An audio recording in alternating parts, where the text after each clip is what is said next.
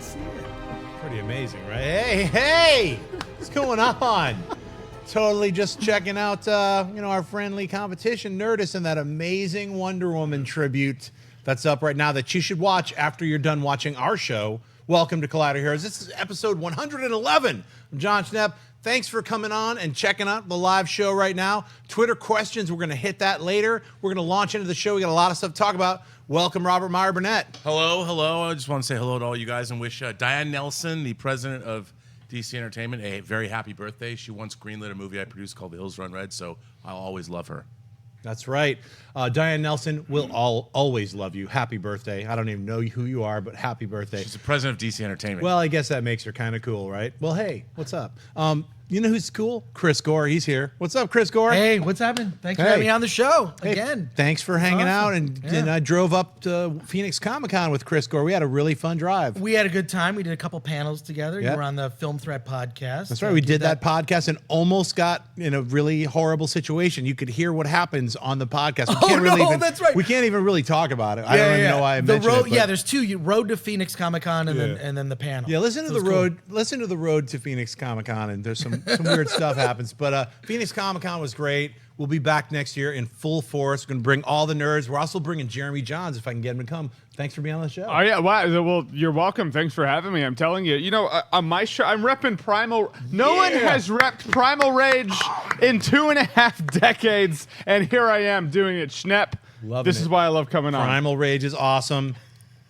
I don't know if you guys have ever played it. Yeah. I highly suggest Googling it right now if you don't know what it is. Were you even It's born tough to when that game came out? Yes, Robert. Okay, I I was. was You just know why? Because I was a big Mortal Kombat 2 guy. There was this magazine that was like, better than Mortal Kombat 2. I was like, impossible. That's right. And it's hard to play. And it You had play one of it the- now, you're like, I don't know how people did this. Yeah. It had one of the coolest Easter eggs in that video game where you could play volleyball with the people.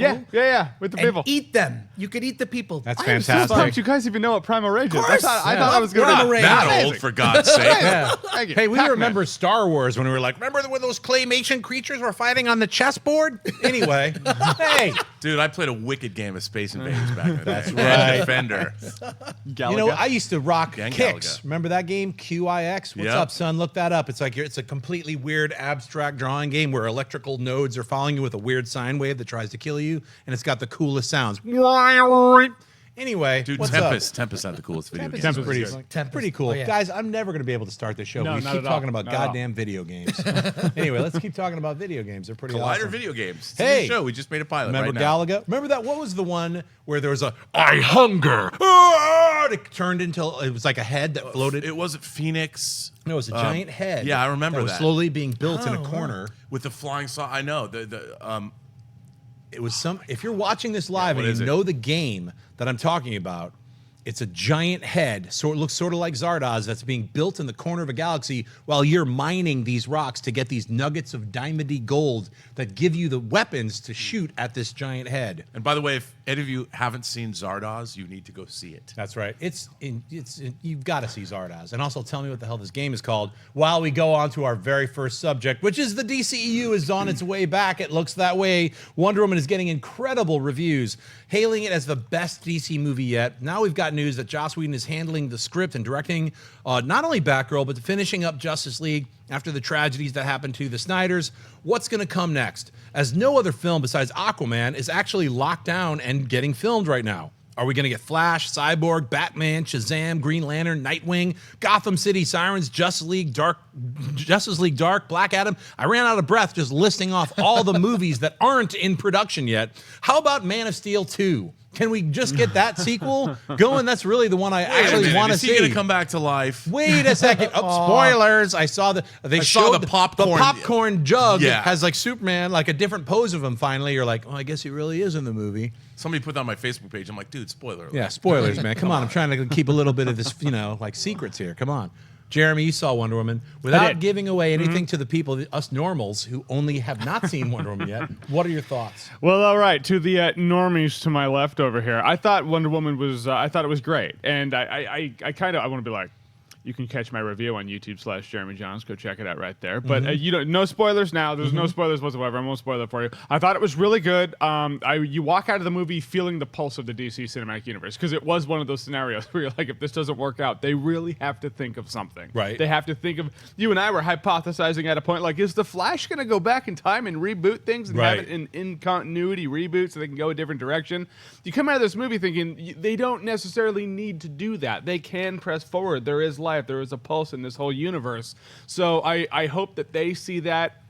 I hope Patty Jenkins is more involved with the cinematic universe as a whole, because she obviously has a good vision as to how to handle characters, where to take characters. So it makes me hopeful for the movie as a whole. You walk out, you enjoy the movie as it is, but then you're hopeful for the universe as a whole. It's interesting you use the word hopeful, because isn't that what the logo on Superman's chest is it's supposed to It's mean? hope. That's right. Hope. Yes, and he comes Hope. back to life because you guys saw in a popcorn bucket. Spoilers. What are we doing here? Well, let me, because I think that the problem with the DC universe has always been a character issue, right? They just haven't nailed. I mean, obviously, visually, it's great. The DC films have been amazing. I think that the music, actually, they kind of beat Marvel when it comes to musical scores.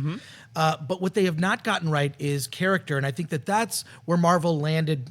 Marvel got it right first with the first Iron Man, right? They defined that character, made you care about Tony Stark. Is this where the film succeeds? They just nailed Wonder Woman, so to speak? Absolutely, because like Iron Man, Iron Man, although Tony Stark is not 16, 17 years old, it is kind of a coming of age thing, right? He realizes something in his mind and he goes a different direction. He becomes a different human being, which really is. So you can have coming of age stories of all ages. That's what this is. She doesn't know her powers, so she comes to Earth because it's like, hey, here's this huge board. She's like, I'll help you out with that. And so she's learning as she's going on, and she becomes, better at what she does. At first, she's an interesting perspective of, oh, your world's kind of odd compared to my world, And then she becomes this other thing. And so like they did with Iron Man, where he became another thing. So they did it right. And if you want to see this as, okay, we can start here, where do we go next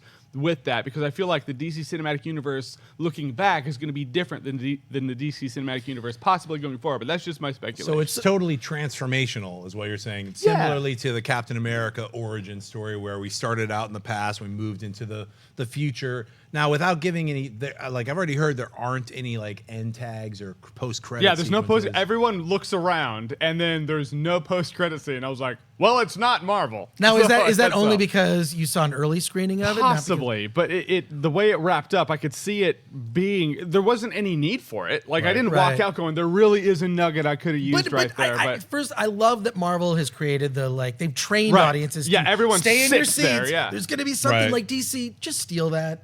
No one cares. Just rip it off. Yeah, right. No one's gonna bug you. No one's gonna be upset that you're ripping Other off. companies have done it, like Fox, and so why not? Why not? Fox, Just have Sony, everybody's have on a it. post-credit sequence for the DC movies. But it is true. A lot of early screenings sometimes won't have it when the public showings will. Right. So I don't know which one it was. I don't know if it's going to have it. I just know the mindset now. Now, let me ask you also about Wonder Woman movie. Does it? Because I feel that what was missing from Man of Steel, which I love that film, and I feel it's flawed.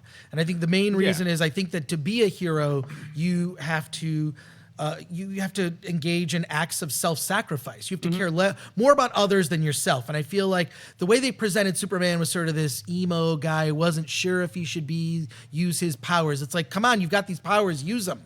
And I think Wonder Woman, does she engage in acts of self-sacrifice when she leaves her? Before we talk about Wonder Woman, I would just is this too much? No, it's not. But I would argue against your interpretation of Man of Steel. I didn't see him as an emo dude who didn't use his powers. He fought all of these Kryptonians at the end and almost But now we're sacrificed going to get another his life. Man of Steel argument. The other thing is, You brought it up. all that destruction would not have happened if he didn't turn on the starship, right? That alerted Zod and brought But them he to doesn't Earth. know that. Yeah, he's not even Superman Well, yet. he should feel guilty about it. He should feel responsible. Are you trying to make him an emo goth kid by saying he should be guilty? Look, I'm not the only Well, one what who said about the this. fact when he's traveling around looking for who he is, he saves all those guys on the oil derrick?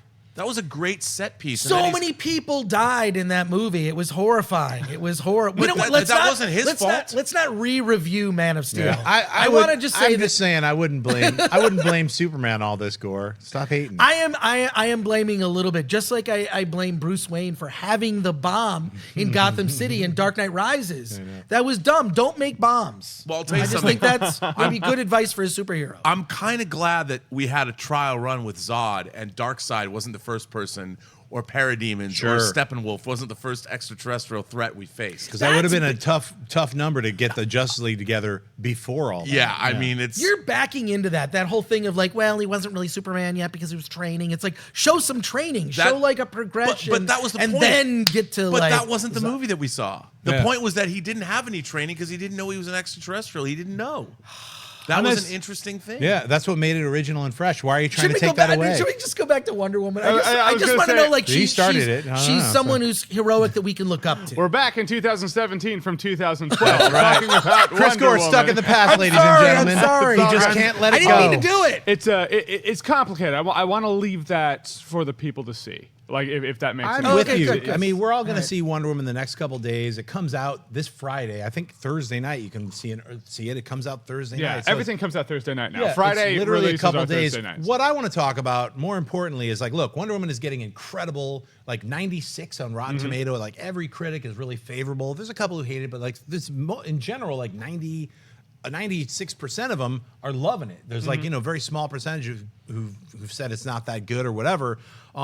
What does that bode for movies like The Flash or Cyborg or even the new Batman or Shazam? I mean, there's so many of these DC properties that are not in any kind of production, and we keep losing directors. Like Justice League Dark lost Doug Liman again, and it's like, I'm a little bit flabbergasted because I love DC comic books. I think those characters are just as good as Marvel characters. They've had the top tier creators, writers, and artists on every single one of those books and have had legendary runs since they started. There are like, any one of us could name off a series of books that you should have read and enjoyed from any one of these characters, not just one book, a series of different stories from a top echelon artists and writers. So to see that they can't get a person to stay around the Flash for more than 2 weeks or 3 weeks, I mean, it's like, it feels like it's a weird chess Don't game. you think maybe they need a new architect for the DC universe? Zack Snyder was not a good fit,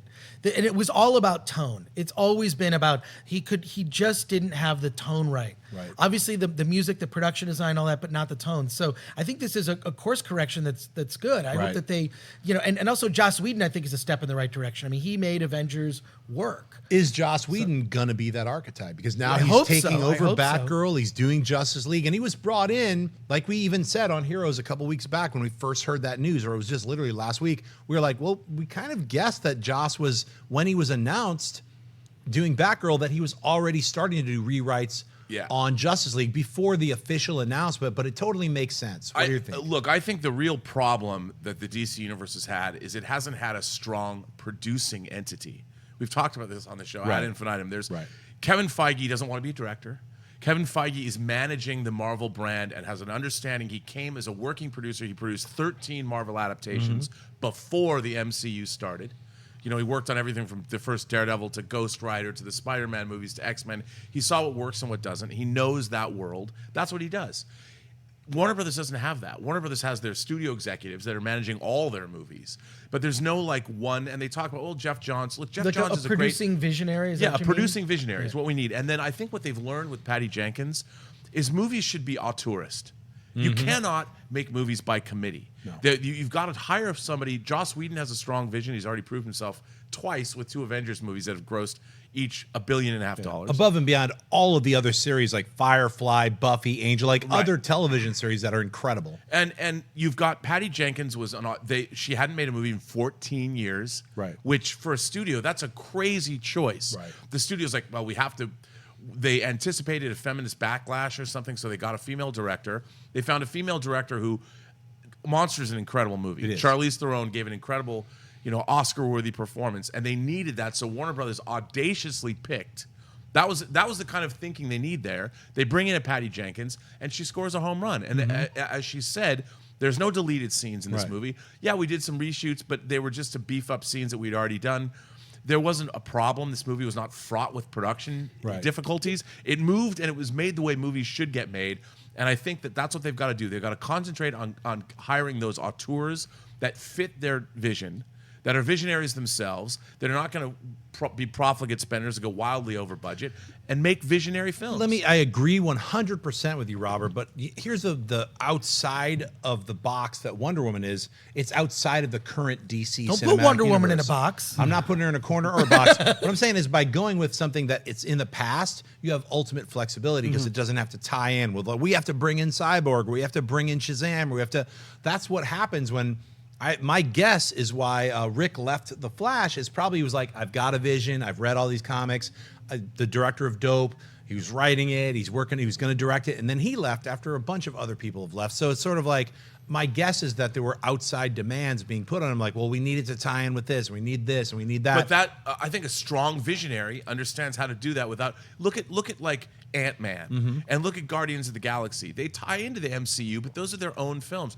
Ant-Man was not reliant. Sure, you've got the beginning with S.H.I.E.L.D., so you're like, oh, it ties in. But the movie's not really about the MCU as it is much about Ant-Man himself, about the character that Paul Rudd is playing. Well, the storyline, the spine of it is about family, and it's like that was the greatest thing. Not like the Fate and the Furious, which isn't about family. It's about family. It's about a bunch of stupid car tricks that are not realistic. Ant-Man was actually about family, even though that's not realistic either. I'm going off my point. Hey, by the way, the video game is Sinistar. Sinistar. Oh, yeah! Yes. So check out Sinistar. You know what? Thanks, Internet. I just want a Man of Steel 2 to actually be announced and get on the books. I know they've played around with saying, well, we're definitely going to do another Superman. It's like, when? It's 2017. We're halfway through 2017. Man of Steel came out in 2013. We are like 5 years into the DC cinematic universe, and we do not have a sequel to Man of Steel yet. And they've already killed Superman, and he's coming back. And he doesn't have a second movie yet. What do you guys think? Man of Steel, are they going to announce a date for Man of Steel by the end of this year? I love the fact that a couple years ago they announced a date to Man of Steel 2 and a lot of other DC movies that they're no longer going on that path. I think Man of Steel 2 will happen, and I am so hoping for Brainiac in a movie. And I have been for years. I have been before I played Injustice 2 because Brainiac is scary and he's awesome. Yes. And I think he's something that you need more than just Superman to go up against. He might have a couple of friends tag along with him, who knows. But I think Man of Steel 2 is necessary, especially to flesh out Superman, who we got, and then he got kind of wasted, and then we don't have in any of that. Like we haven't gotten a lot of Henry Cavill as Superman, so we need to see that again. Well, I hope that they also use the Brainiac as interpreted by Tim Burton. Oh, some of those unused, some of those unused concepts that were in your film, John, were fantastic. Well, it's fantastic. And also, Mr. Mixoplex. Yeah, let's see Mr. Even if Mr. Mixoplex is like a side character, like he's at the beginning. Chris, I believe it's Mr. Mixoplex. I don't even try to pronounce it.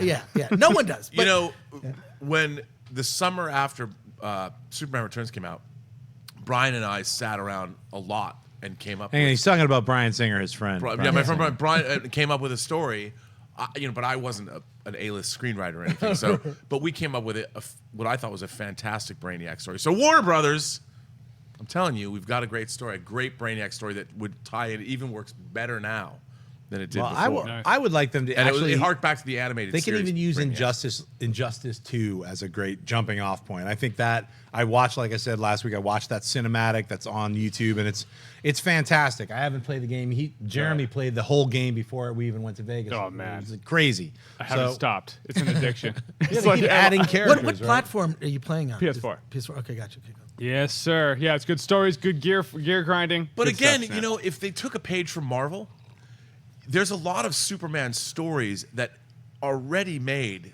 to turn into films. You start out like do a day in the life of Clark Kent, or is Clark Kent dead? We don't know yet what's happening with Clark Kent. But there's so many different stories that they can just adapt. Like Marvel, okay, Winter Soldier, we'll do that.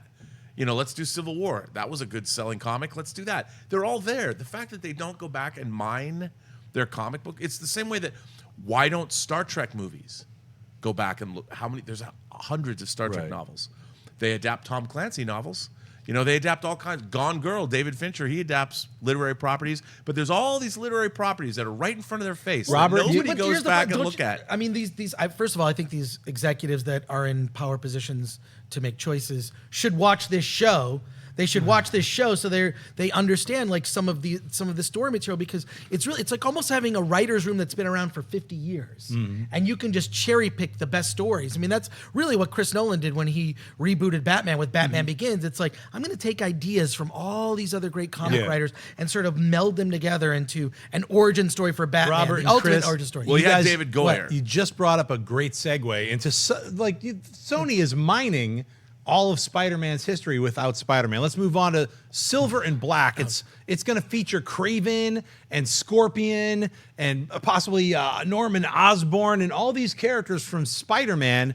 Yet Spider-Man is not involved in this universe right now. It's the Well, they could Sony have Spider-Man as a Spider-Verse. bit part, though, right? It's the Sony Spider-Verse is quickly moving forward with the Silver and Black movie. It's featuring Black Cat and Silver Sable. It's going to be directed by Gina Prince Bythewood. Now, a recent script report says that a lot of Spider-Man characters are going to be in it. We've got Chameleon, we've got Scorpion, Kraven the Hunter, even Norman Osborn is kind of mentioned in it. Can Sony make this work without Spider-Man being involved? What do you think, Robert? No. Good luck. To me, it smacks of the same kind of thinking that, let's have our shared universe, our shared Spider-Verse. But yet, in this case, they're not going to have the one character, the fulcrum, that all of these characters were originally created to be around. Like, okay, you make your Suicide Squad Spider-Man movie without Spider-Man. I mean, to me, it smacks of desperation. It smacks of a corporate think that you're trying to emulate. Look, no one gets rich in Hollywood emulating what somebody else already did to get successful. You want to get successful in Hollywood, do something original, do something unique, do something trailblazing. This, hey, you know what? Like I've always said, I want it all to be good. I hope it's good. If they're going to move forward and spend $150 million, I hope it is great. I really do. But as an idea right now, I'm like, it smacks of desperation to me. Chris? Let's see how the Mummy does, people. First of all, I want to get Robert's speech that he just gave, recut it, and put swelling music behind it, like the kind that, like, when Kirk would give speeches in the 60s, right? They'd have that swelling speech. Risk is our business. Look, right? Hollywood is in free fall right now. It is the lowest grossing Memorial Day weekend in 19 years. Yep. You know, we need people, we need visionaries that keep these movies, these entertainments coming down the pike that are great, that are unique, that are trailblazing.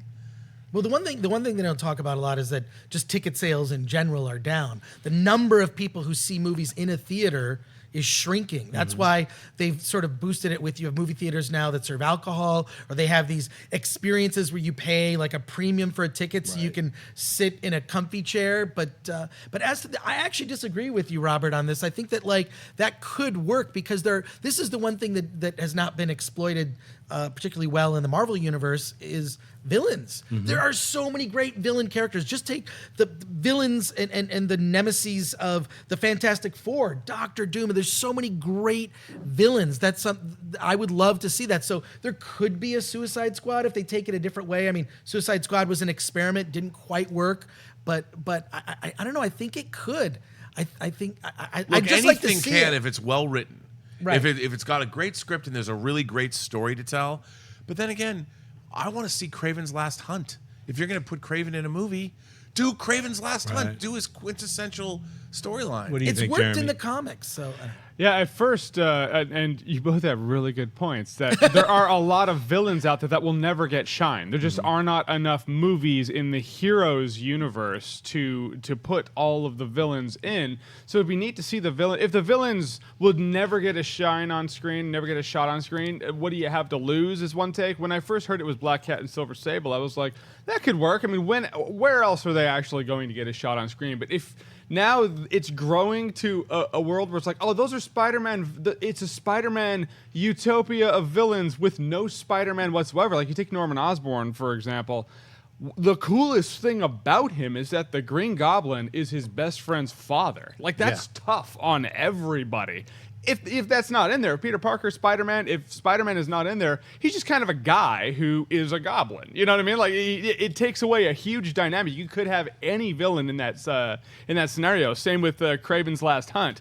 Did a huge thing to Peter Parker and Spider-Man that we won't see. So what's he going to do against someone else? Is he going to do it all just to a cop? I have no Who's idea. the hero? Yeah, Yeah. exactly. Well- There does have to be that dynamic. There has to be contrast of if these villains are doing something, you need someone to go against them. For the protagonist, you need the antagonist. Spider-Man's going to be in it in a cameo. I mean, so? it has to be. He has to be. Here's the thing: is like I feel like this is like gambling. I think Sony Right. is not showing their true face. They're like holding back some of the cards, and they're like, Have you told me about this yet?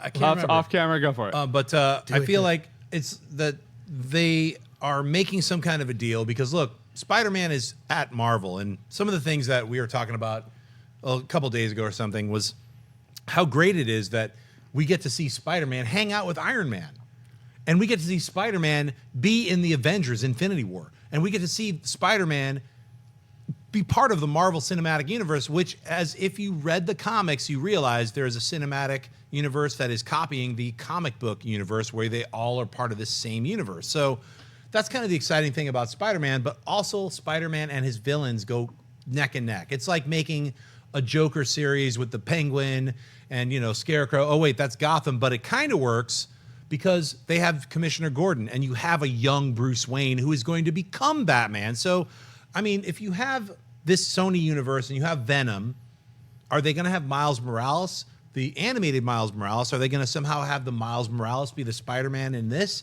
Are they going to have Spider-Gwen? Are they going to have Silk? Are they going to have Spider-Woman? But they're not going to have Peter Parker, so the origin is going to change. Henceforth, the whole idea of some of these villains and why they even mattered, like the Scorpion or Mysterio, or they're Black basically Cat. or Black Cat, they're brought in because of the yin-yang aspect to what Spider-Man and what Peter Parker and what the storyline of Spider-Man are all entangled with. So for ourselves right now, we're getting to see the Spider-Man in the Marvel Cinematic Universe for at least 3 more movies. We have Spider-Man Homecoming, we have Avengers Infinity War, we've got Spider-Man Homecoming 2, or whatever they're going to call that. But Sony is like saying, we're developing our own Spider-Verse with the knowledge that we're going to get Spider-Man back. So I think they're going to play it really smart, and they are going to have Peter Parker involved in every single one of these movies. Venom, every single one of these movies is going to have Spider-Man and Peter Parker involved in them. And I think there's going to be a play at some point where it's like, can we work this out where Tom Holland is both in Venom and he's in Silver and Black? I think it's going to get worked out. That's the only way I could see it. What do you guys think? Well, I think it's all about point of view. We have already seen some of the greatest films in cinematic history about villains. The Godfather series, Scarface. I mean, look at any of the great crime films. Goodfellas. I mean, you could go on and on. There have been great films with the hero doing bad things. Clockwork Orange. Clockwork Orange. That's why this can work. That's my whole point is look to cinema history and you'll see that. So, and I just want to see Marvel villains on screen. Look, that's a great analogy, actually. I would love to see something. If somebody could make this into a Godfather-esque saga, Right. I'm all for that.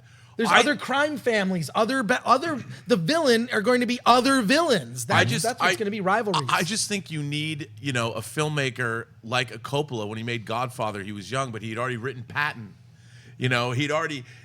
These guys were very smart, worldly, literary people that were making these movies. And I think that, you've got Ivy League educated business school graduates who are running the studios who don't necessarily have an affinity for this stuff. As a matter of fact, they don't even necessarily like what they do. They just like it because it's Hollywood.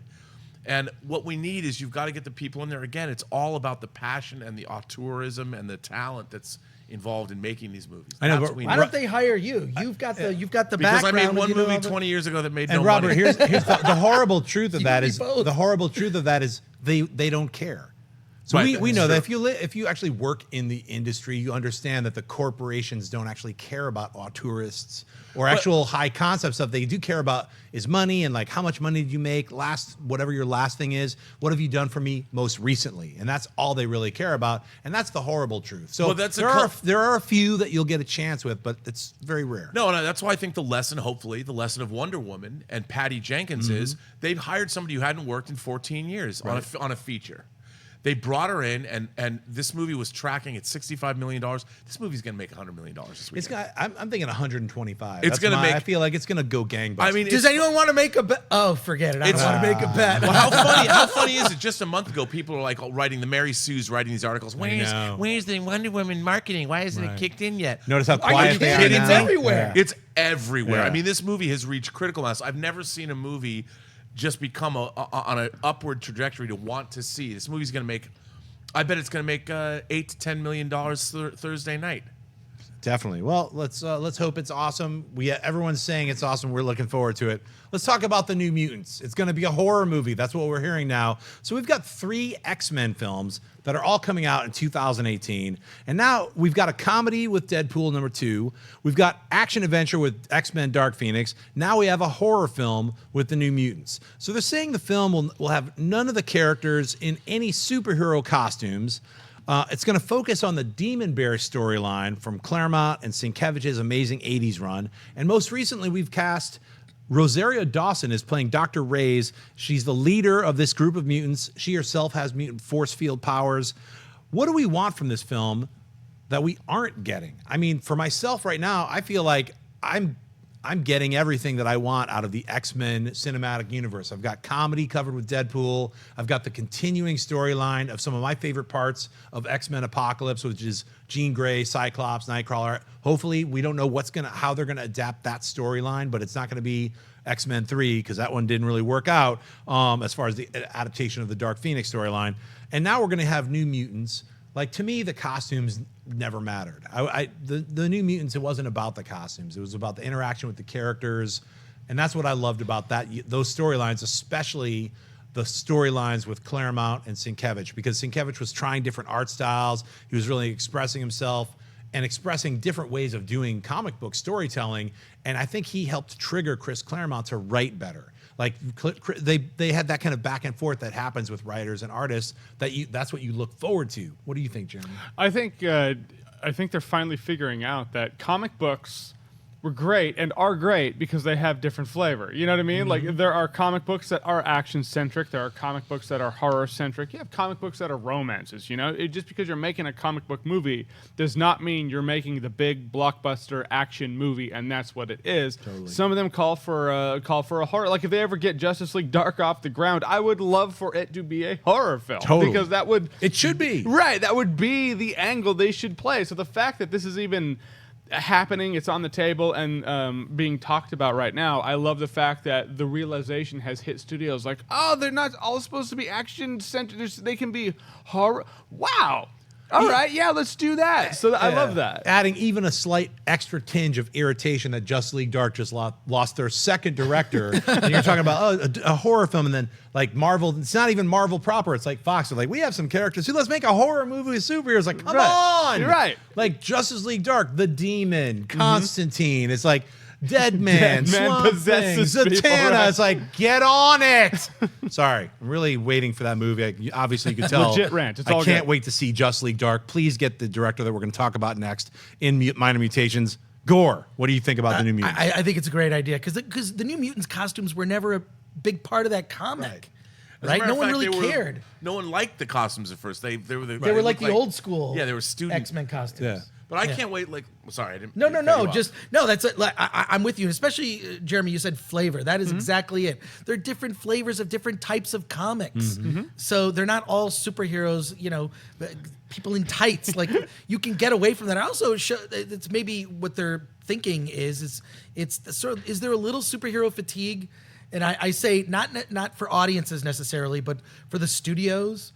Right? Like, yeah, I think do both. you think there is a little bit? Like, I mean, if you look at Deadpool was a comedy. more than anything. Well, I think they're just it's like seeing comedy that- with dramatic. I don't know if it's fatigue. I think they're seeing that all of these comic books, when adapted, can be different worlds. And, Right. They don't have to have like a uniform. It would be really redundant if they made every comic book movie basically the same thing. A crew of people get together, there's a baddie, there's a beam going up to the sky, and we have to stop it. It's Yeah, like yeah. you can't always Jeremy, do you that, just yeah. mentioned 9 movies that I've seen recently. No, I think. Look, here's a mandate. I think that anybody at a studio, if you want to develop a comic book property and you're going to give a studio executive who doesn't know the property, give them a hardcover omnibus version of it. Make it seem not like a flimsy comic book. I mean, this is a weird psychological thing, but there's great omnibuses, an absolute edition. If you're going to adapt a story, because if somebody gets that, I honestly believe that there's many people that work in Hollywood who poo-poo comics. You see critics poo-pooing the movies. Oh, there's a glut of superhero films. Superhero movies are just another extension of cop movies or lawyer movies or Western movies, of which there's 100 million of over the last 50 years. I mean, it's just a genre, but it's a genre that has to be taken seriously. You can't just sit there and go, oh, it's just a comic book. And I think there's a prejudice against comic books as subject matter. And if you watch, the thing about Sienkiewicz's work in the Demon Bears storyline is that work is visceral and it's scary. That Demon Bear stuff, when you open those pages and look at Sienkiewicz's work, his work, even people that read comics, you read an X-Men comic and then you read the Demon Bear New Mutant storyline that Sienkiewicz drew, it is some scary looking stuff. It is the stuff of nightmares,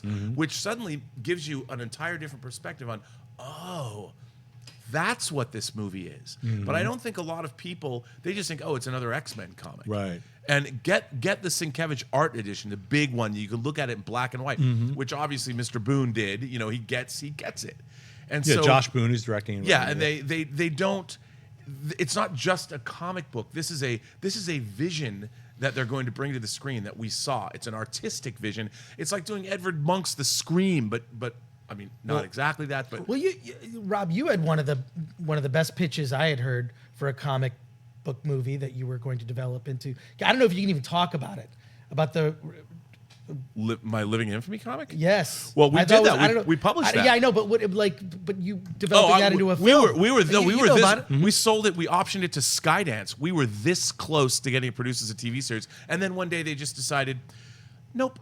Yeah, but Hollywood executives are watching this right now. You should pitch this comic to a Well, film because I think it's absolutely brilliant, and it ties in with the villain, with doing something centered on villains. Please, Jeremy hasn't heard it. I haven't heard it. Okay, I self-published. Is that We got to show that we're trying. Oh no! Sorry. You should do another video Yeah, then and just post do it a on video. YouTube. I I'm would sorry, I do didn't that. mean to derail the show. All I My can say is I apologies, John. self-published a comic book called Living in Infamy. It was being developed by Skydance. Look up the comic. It's around. Yeah. All right, so you did bring up a great point about omnibuses, and Jeremy does a show called Awesome-tacular where we go to comic book stores, and I'm usually giving him like a super weighty comic. It's and never thin. But now when you get that, doesn't that change your perception Yeah. of what it is that you're getting to read? Well, and my biceps because I have to curl the thing to walk out. But no, it's true though. It does take it from it. Oh, here's a comic book, and it has the paper back, or this thing that you put it on the table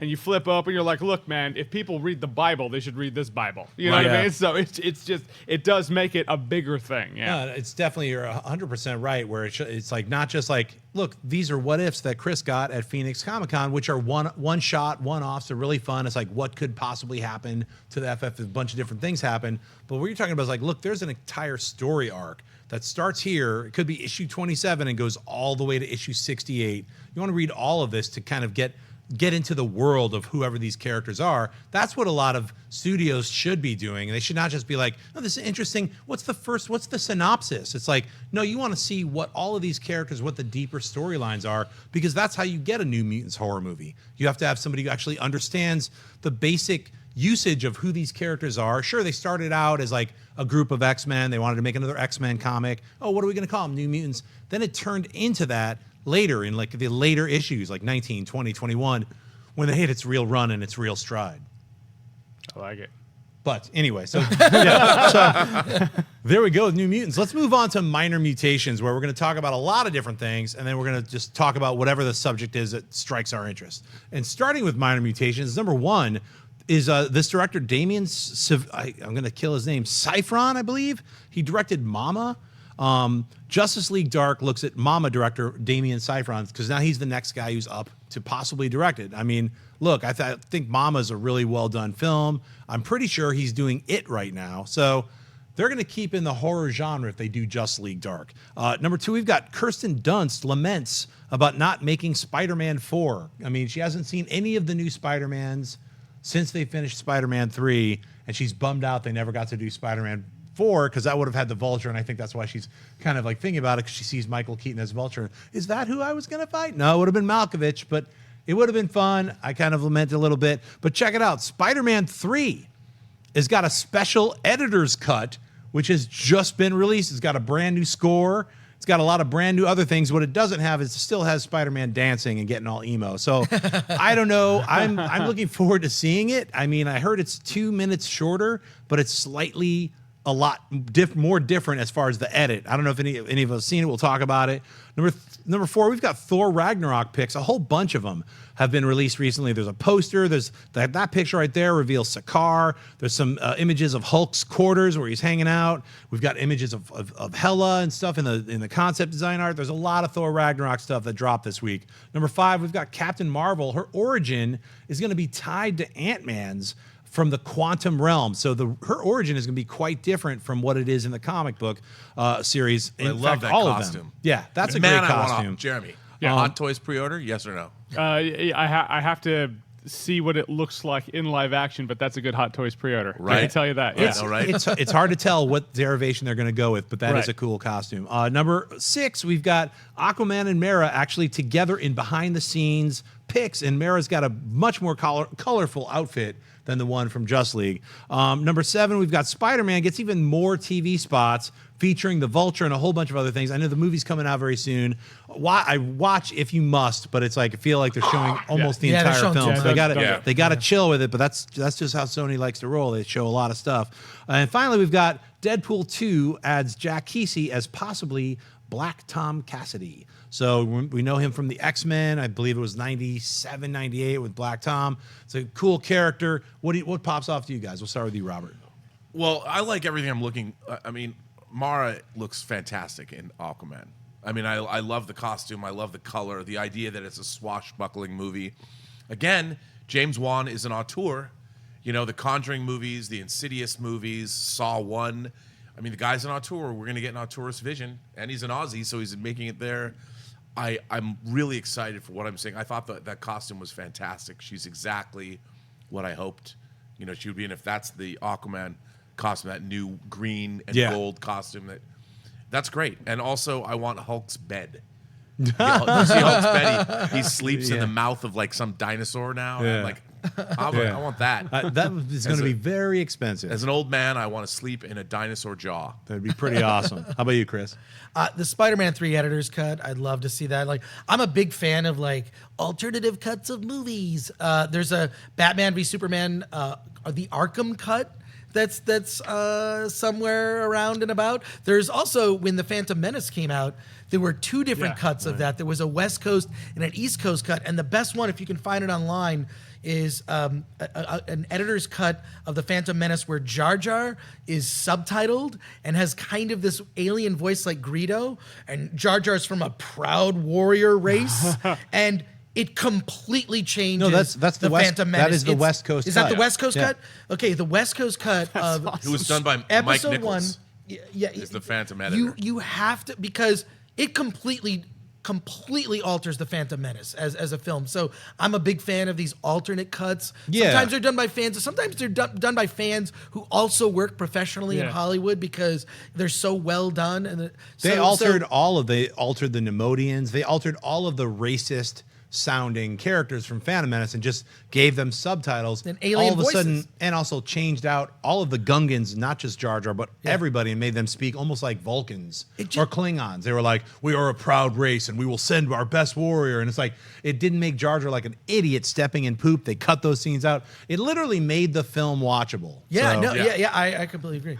That's amazing. Jeremy, what I love pops that. off to you? But I'm also a fan of these alternate edits, like Spider-Man 3. The fact that you were saying it's 2 minutes shorter, the things are shuffled around. Haven't seen it, but it does show that just a couple of edits can change the course of an entire tone of a movie, you know? So, I mean, all the pressure on the editors, and, you know, like, love your editors, my friends, because they can make or break a film, you know? I mean, granted, the director's probably going to have final cut and be like, no, you need to change that, but it is an interesting thing that you just change a few things, and Spider-Man 3 still has him dancing, but Sadly, you have a different film. I posted a link to that on Twitter because somebody said, have you seen this? Right.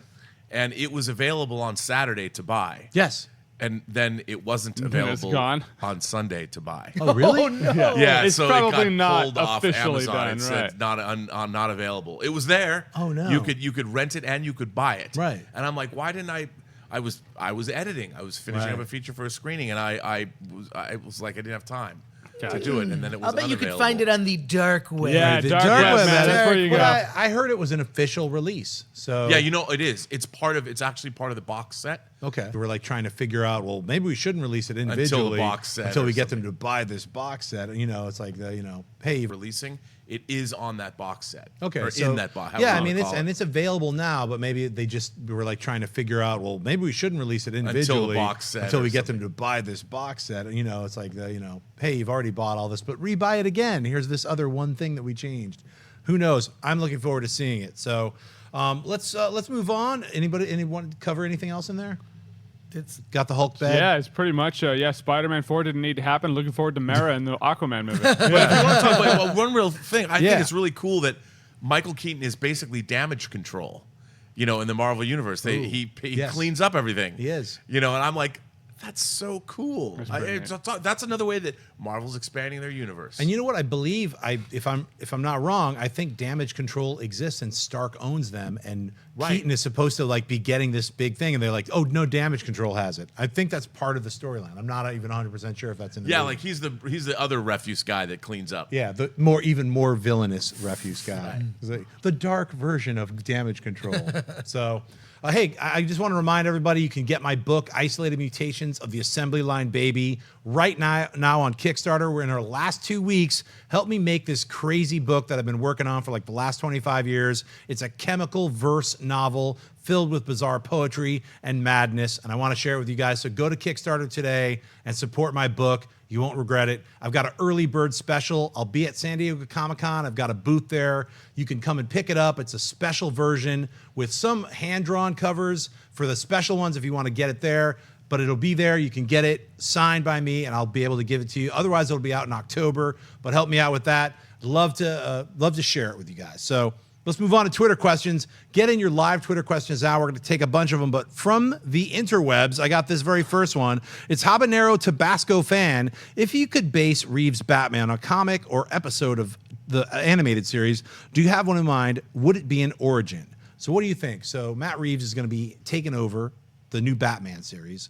If you could take any one of the animated series storylines and adapt it, I've already got mine. It's Mask of the Phantasm. It's the movie version of the animated series. It's kind of cheating because it's not the one-off, but like it's a movie, so you got to adapt it. I would love to see that animation adapted to real life.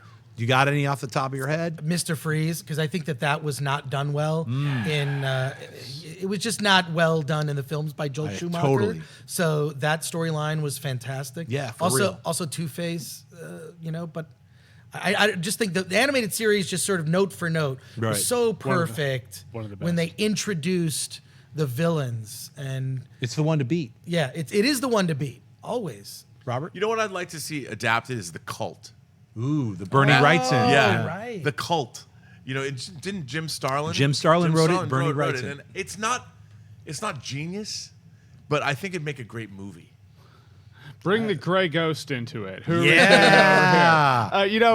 There was this one episode. It was actually in the later seasons, and when they changed the animation style of everything. Where the backgrounds all got red. Yeah, and the Joker and- got the weird white eyes. Yeah, and Batman didn't have the yellow in the bat Yeah. symbol anymore. Yeah, and so it was this episode where basically his world falls apart. Batgirl dies, and after he's fighting the Scarecrow. Batgirl dies. Everyone finds out who he is. Gordon finds out that that his daughter was Batgirl. Sends the army after Bruce Wayne. I mean, it's this whole huge thing, and in the end, of course, it twists it up for you.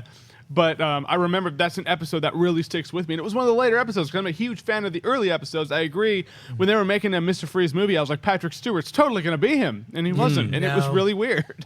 Yeah, I think the later episodes, when they changed the actual design work, I think it was Greg Murakami. I don't want to not credit the right person, but he redrew everybody from Bruce Timm's original design and just kind of gave everyone this even more Kirby-ish kind of like flavor to it. I remember the last season where everything to the skies were all red. The Joker looked even creepier. Like they just gave him like the whites of the eyes. Yeah, it was a little dot in black eyes. Yeah. Super creepy. And still awesome voice by Mark Hamill. Great question. Next one is by Jay Miller asking, which is better, Man of Steel 2013 or The Amazing Spider-Man 2012? Well, I know Gore is going to say The Amazing Spider-Man. No, I'm not. I'm going to say Man of Steel because for me, the Man of Steel sequel, which hasn't happened yet, is what I'm looking forward to because that's the one where we're actually going to see Superman be Superman. So The Amazing Spider-Man, we got a sequel. It's called The Amazing Spider-Man 2, and the less said about that, the better. What do you guys think? It's really funny that Amazing Spider-Man 2 is the textbook case of, Amazing Spider-Man. I thought was great, honestly. I really did. I thought it had a weak villain, but I thought it was good. And then Amazing Spider-Man 2 really...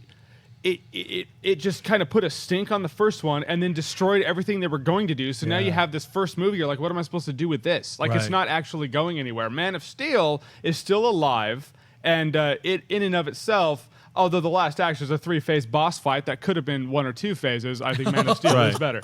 Right, definitely. That's a great description. Totally. 3-stage boss fight. But no, Man of Steel. I think Man of Steel is a movie that I will revisit and watch. It's good action. It's good. I like Krypton. I like the way that they did Krypton. It reminds me of Dune somehow. Marlon Brando from Superman. The movie. Right. That's right. Krypton. Krypton. No, that's I don't know. It's an easy one. Man of Steel for me. Amazing Spider-Man. I don't know. I don't know that I'm revisiting that ever. Right. I really just think that was mishandled. So Robert? It's funny. I would say Man of Steel because, first of all, I love it as a science fiction film, as a first contact story. I love the 70s album cover version of Krypton that we see in the beginning of the movie. I think it's fantastic. I mean, it's great. But I will say this: I did not see The Amazing Spider-Man in the theater. I will admit I didn't. I was Spider-Man out. Right. I'm like I had no interest to see it. I did buy it on Blu-ray. I knew I'd buy it on Blu-ray. Right. And I was pleasantly surprised how much I did like that movie. Sure. I thought it was pretty good. Yeah, the villain wasn't great. I mean, the lizard, but it was still cool. There's lots of great stuff in there. I liked all the cast. I liked Andrew Garfield was great. I liked all the supporting cast.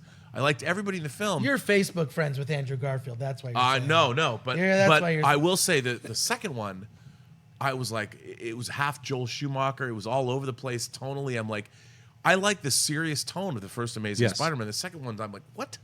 What movie does this? The second one is a nightmare. It is like literally Jamie Foxx is in a different movie. Like along came a spider. I was like, get him out of here. He doesn't like. I can't believe they let him do like Schumacher the film up. And unfortunately, I think it's like Mark Webber was out of his hands. Like he was the lead on The Amazing Spider-Man, and he is the one who made that movie work. Well, and I think when it was like you've been on a film set and then people will volunteer ideas. It'd be a good idea. Yeah. It's like they took all those ideas, and then they made a movie. No. That's what Amazing Spider-Man 2 is. And they also it's all the crappy ideas. They did not allow Mark Webb to direct The Amazing Spider-Man 2. That's what it feels. It feels like a lot of producers like, oh, the first one was successful. Now it's my turn to add ideas. It's like, no, shut up and get back in the corner. That's what happened. Let this guy actually direct it. That happened with Raimi on Spider-Man 3. He didn't want to use Venom. No.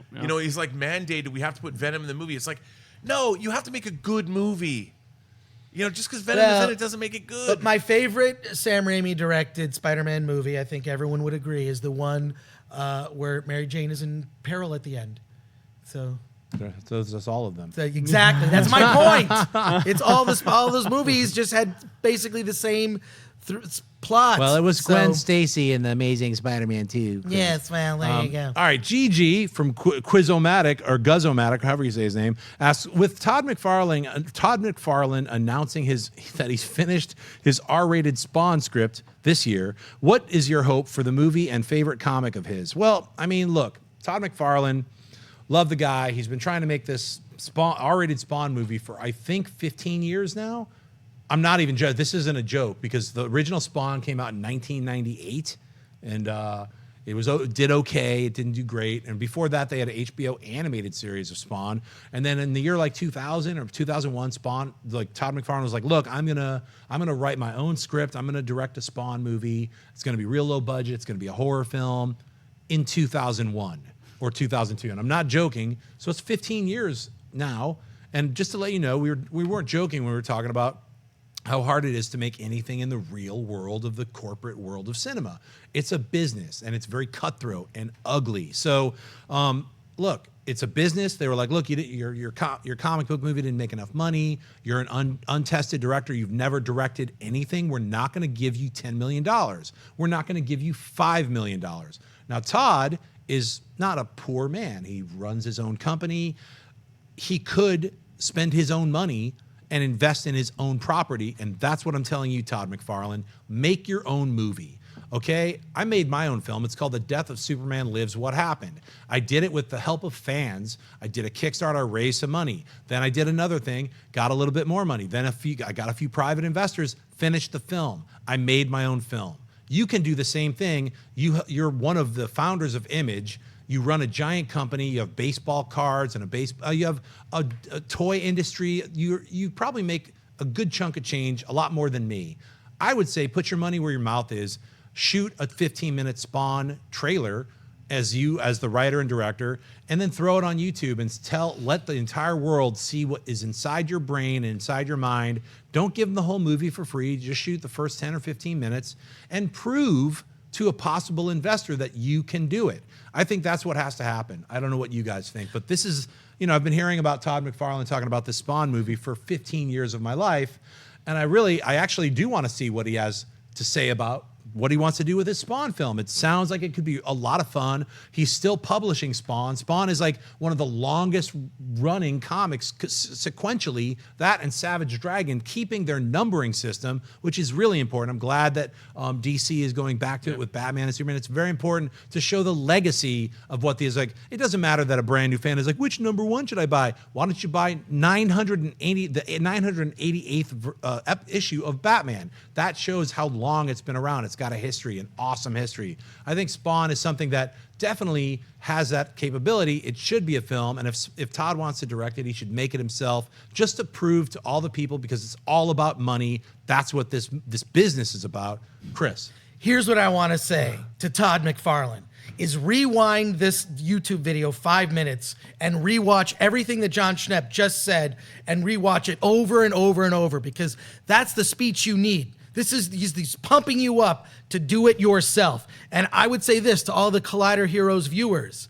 You can tweet at Todd McFarlane, and you can actually tweet the video at him, and you can tweet the video so that it starts exactly when John starts this speech. We can change Hollywood. You've heard of that company, Legion M? Sure. Right? That's like fan-backed. Yeah. They made that movie Colossal. Well, they right, helped with it, yeah, for They helped sure. with it. So the thing is I think putting power into the hands of the creatives is going to end up with better stuff. I mean, definitely. You've done it. We've done it here on this panel, like other creatives out there. I think at least just get the film made. You could get enough money from a Kickstarter. Think of it as just pre-buying a ticket to the Spawn movie directed by Todd McFarlane, which we know we're going to go see anyways. Yep. Let's just give this money to Todd in advance. Let's give him $20 each, and let's see it. Let's see his vision through instead of through this marketing machine that ruins movies. And definitely do that thing I said about rewinding 5 more minutes to watch John, because he said it way better than I did. Well, you've got my $20. You've got Chris Gore's $20. Does he have your $20, Robert? No. Okay. No, because here's the thing. I'm dubious about his script. Okay. Frankly, Todd McFarlane has never been my favorite writer. Right. And I think when he took over, he was writing Spawn. It's like when the Doom, that first episode or first issue. Yeah. It was out of Spider. That was this first issue of Spider-Man. Spider-Man. Yeah. And I read that. I'm like, the art's great, but the storyline. I would have to read the script before I invested my $20. Well, but look, I want it to be good. Like, I want everything to be good. I just don't know if Spawn is that great. I'm not that excited about that character. I never really was. I'll say this for Todd McFarlane's writing. You're talking about a comic book that came out almost 30 years ago. Yes. So true. he's had a lot of time to write, and he's also written most of the Spawn issues, and I've read a few of them. Yeah, they're good. Since I have a lot of them. And I think that he's a very good writer. I don't think he's like, yeah, definitely the doom thing was like he was probably like 22 and he's like, I love that Thor thing that Walt Simonson did. It was like, it's like he's taking little bits and pieces of different things and not doing it properly because he was too young and he didn't have it. He was a great artist at that time. He's a lot older now. I think he's got what he wants to do with Spawn. I think he spent the time. He's also a horror fan. So. And McFarlane Toys just got the Star Trek license. There you go. Good on them. Maybe he'll send you a couple of free enterprises. Hey, see what I did? I Free see enterprise? what you did there. Damn, Yeah. did it by mistake, I'm not but it getting any worked money out. from. And Well, you it's on should. Amazon at 4x3. Who was responsible for that? Not me. Don't get me angry. You won't like me when I'm angry. Eyes turn green. The set explodes.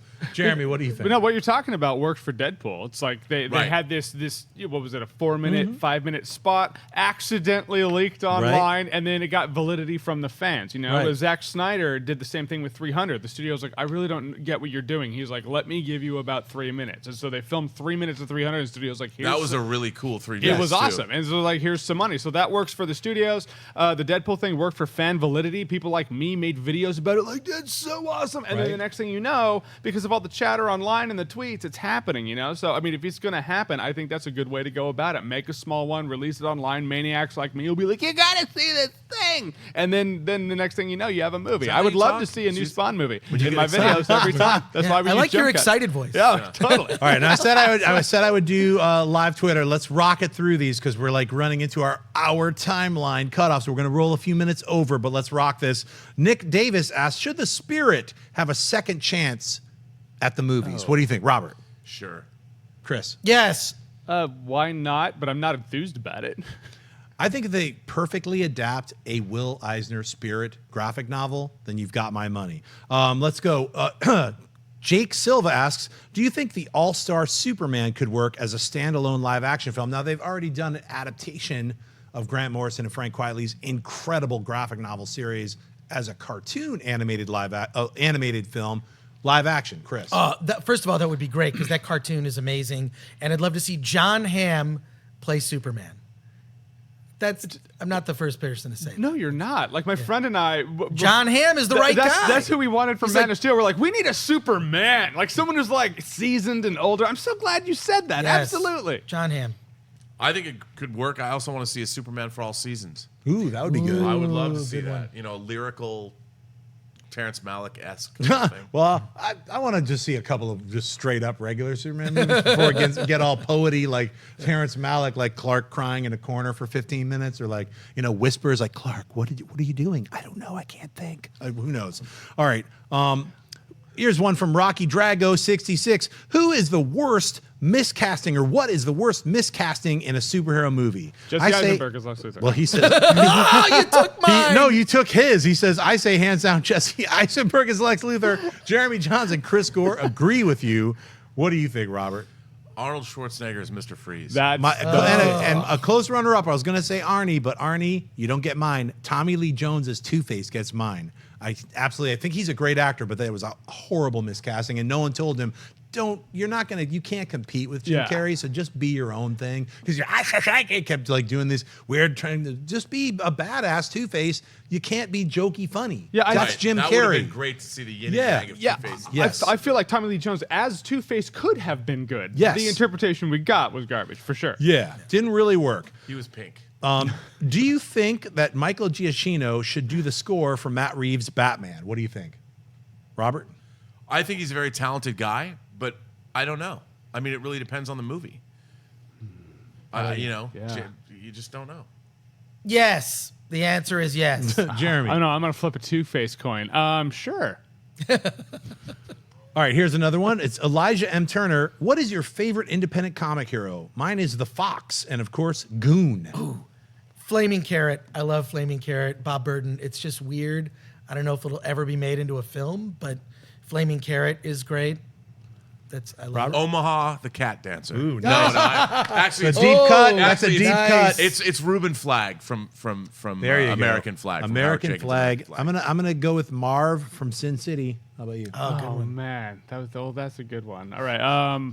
The pressure's on. I know. Right. Well, dude, that's thrown at me. I don't. Give me another one, Schnepp. All right, Jeremy. Is Samurai Jack a hero asked by Mr. Appstate, we don't see any talk about an amazing series that's just wrapped up. Love a Hero's take on Samurai Jack.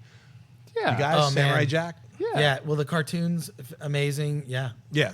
I haven't gotten a chance to see the new Samurai Jack, Yeah, which just wraps it up. I heard amazingly well. So I'm looking forward to seeing that. Anyone have seen the newest one? I haven't seen the newest one, but no, are they asking should it be a movie or are they just No, saying, they're hey, just is saying, he what a do you hero? think of it? They just want us to chime in about it. Also, animator Samurai Jack did those Clone Wars animations from back in the day. Yeah, The little the original. 3 to 5 offs. Those are great. His name's Jendi Tarkovsky. It's so. yeah, Which is I it love Gendy too. Tartakovsky? Gendy. I always say Jendi. Is it Gendy? I think it's Kennedy, Gendy. I don't know. Yeah, Yeah, It's whatever. Genndy. So however you say your name, you're an awesomely animated talent master. Let's get into the sweaty question of the week. It comes from Dave Brown, and it's, what are your thoughts on the world needing Superman right now? Well, I picked this because I think, looking at the world climate that we're in right now, it can be a little scary living in this world right now. If you're an American, maybe there's somebody who's in charge right now that you think shouldn't be in charge and doing a lot of really horrible, stupid things to our country, as well as making us look like idiots to the rest of the planet. So it's embarrassing on so many fronts that sometimes it's hard to bring into the fold of like talking political stuff on heroes, which I don't like to do. But I think Superman is a perfect symbol of not just America, but of values, of morality and ethics. And I think that that is what is really important about a lot of these characters, like Captain America, like Wonder Woman, like Superman, even to a lesser degree, someone like Batman, who is a vigilante, but he has his own code of ethics. I think that is what the larger tone of a lot of these characters that we find that we are drawn back to reading again and again is because they tell a story that we need to hear. They tell us a tale that needs to be told again and again in a different way. If it's fighting villains like Two-Face or Bizarro or Lex Luthor, it's about like fighting these extra personal fights that we all have in our own lives. Just living in America is not the easiest thing. That all of us have to pay rent and bills. We all have jobs. We all have our own dreams and ambitions. No one said being alive is easy. It's like it's a tough role to just get up every morning and do what you want to do. Everyone has their own ideas and things that they want to see happen in their own lives. So I think that someone like a character like Superman or even the Fantastic Four, any of these comic book characters, gives us not just an escape, but also reinforces certain values and ethics and moralities that we need to have in our own real lives. That's what I feel about that question, Dave Brown. Let me open it up to the panel, starting with you, Robert. Well, I would like to, I agree with everything you said, but the world already has a Superman. He's a four-color fictional character that doesn't really exist in real life. We need to be our own Superman, all of us, everybody in your life, Superwomen, Wonder Woman, if you're a female, whoever you want to be. We live in a world where people are bitching on the internet about Zack Snyder. You should get out of your house and do something that betters the lives of you, your family, and the people around you. I mean, you know that old saying, think globally but act locally? That's what we all need to do. If any time in our American history we needed the country to rise up now and not go out in the streets and protest, but think about, what do you and the people that you around you need? What can you do to make your neighbor's life a little better? If everybody did that, we wouldn't need Superman. We would have ourselves to rely on because no one is going to save us. It's just like they said in Watchmen.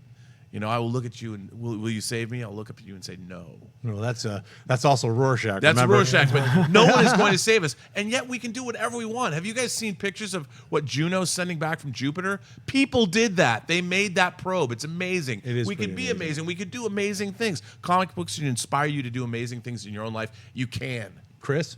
First of all, Rob, that was like the longest more you know we've ever seen. Oops. Like, the more you be nice to people. Yeah. I think it's The end sad. of G.I. Joe. Yeah. An episode of G.I. Joe. But I think, just growing up and reading comic books, I mean, a lot of the morality I learned was from, frankly, Captain Kirk on Star Trek and seeing how people conducted themselves on the Starship Enterprise, and or reading comic books, Fantastic Four and other comic books and my comic book heroes are my heroes, because it's hard to find heroes in real life because as humans we're flawed. So maybe this is why we do look to fiction to have our heroes. But interestingly, you can look this up. Robert De Niro recently gave a speech at a commencement speech where he was talking about, America used to be this like hopeful, view of the world, and now it's sort of like if America was a movie, it was hopeful, and now it's become this sad, bizarre comedy. So really interesting. Look up the exact quote because I'm misquoting it wrong. But yes, it has, but it's only for a few minutes. If you look at years as a few minutes, I think the potential of America is still there, and we just have to ride through this garbage fest that we're in right now. And I think most of us are going to be fully okay riding through this torrent of idiocy. And here's what I think. I just think we have to stop tolerating assholes. I mean, look, wherever you stand politically, okay, Reagan wasn't an asshole. You may have disagreed with his policies, but I don't think he was an out-and-out asshole. And I think we live in an age where, like, assholism is celebrated. And I think that that's horrifying to me, is that assholes and asshole-ish behavior have people cheering it on. F that. I don't want to. It's horrifying to me that we live in a world where that's celebrated. And I don't know, maybe like as a car wreck or a chase on TV, that's funny to watch, but it should never be celebrated. And I think that that's where we've gone astray in our society. I agree with you. And the more you know. And I'll tie it back into both of what you guys say before I get to Jeremy. Is like, it's very true what both of you said, but I really do believe that taking lessons from these little comic books that we've enjoyed for our whole lives, as well as taking lessons from TV shows and movies and all of our friends, is like makes you a stronger person. And stick up for what you believe in. Don't let anybody bully you. Don't let anybody tell you what you think. You should think on your own and believe in what you think is right and say it. So, Jeremy, what do you think? I just love the fact, first of all, I'm going to start this off by saying, Chris, I love the fact that your hero was the guy who got the most chicks in the galaxy, James T. Kirk. That's a fallacy, man. He had good women. He had women that were capable and strong. Yeah, you're right. Lawyers and doctors and scientists. Preach. But no, I'm saying it's great. But yes, he did. You know what's funny is this does kind of, Superman came in a time where people needed hope, and so we created Superman. And now we're in the comic book kingdom come, where we're looking to Magog, and now Superman's like, I guess I'm obsolete. People don't need me. But just because people think that and Superman may think that doesn't mean it's true. Well, can I just say, you just gave me chills. You're exactly right. Oh, really? Oh, that's exactly right. I have my moment. Magog. When you bust something, I'm like, you're absolutely right. It's a perfect parallel to the horrible, weird, ultra-dimensional nightmare that we live in right now in our America, where it just simply won't stand. And we're going to see some of these horrible I didn't people. mean to cut you off, by the way. No, it's all No, good. I'm just saying we're gonna see some of these horrible people take a big fall very soon, and a lot of us are gonna be very happy about it. So that's kind of how I feel. I still believe in America, and I believe in the legal justice system, and we just have to let justice prevail. So just like Superman, I'm gonna say, let's sign off. Starting with you, Robert. Where can people find you? Well, first of all, I too believe in truth, justice, and the American way. And you can find me on Twitter at BurnettRM. You can find me on Instagram at RM Burnett, or find me on Facebook at Robert Meyer Burnett. And next week we're going to talk about his comic book series, Living in Infamy, when it's scheduled, because I want to hear all about it and I want to promote it. Chris Gore, where can we find you online? Well, first of all, if things don't work out, we can always put on superhero costumes and just become super. I mean, some superheroes don't have superpowers. Portland needs us. Yes. Yeah. We are technically the Colliders. We'll probably be all dressed up at San Diego Comic-Con, so look out for that. Well, you can find me as that Chris Gore on Twitter, on Instagram, all of that. And you can also follow me on Gemmer.com, which is like Facebook meets eBay. It's a safe space to talk about your collectibles and whatnot. You can follow me there, and you can actually see my collections of Marvel stuff and Batman stuff. So gemr.com. Look for me, that Chris Gore. Awesome. Jeremy? You saw Robert and I were like, gotta check out the collection. Oh, it's pretty cool. Gemmer's really neat. Cool. I'm gonna go there. I'm there. You can find me at Jeremy Jahns on YouTube, Twitter, rest of the internet. You can find my show Awesome Tacular, where Schnepp and I talk some crazy, sweaty comic book movies and comic books themselves. And I gotta say, this was the deepest episode of Heroes I've ever. Not deep, sweaty, just deep. Definitely, we got into the deep cuts on a lot of topics. I'm Jon Schnepp. You can find me on the internet, Instagram, Twitter, just at Jon Schnepp. Like I said, go to my Kickstarter, Isolated Mutations of the Assembly Line Baby. It's a crazy verse novel I'm publishing. It's 25 years in the making. Help me get it made. Go there. It's the last 2 weeks. I'll see you next week. Hey guys, if you like this video, click the thumbs up button. Also, make sure you subscribe to our YouTube channel. It'll help you stay up to date with everything we've got going on here at Collider.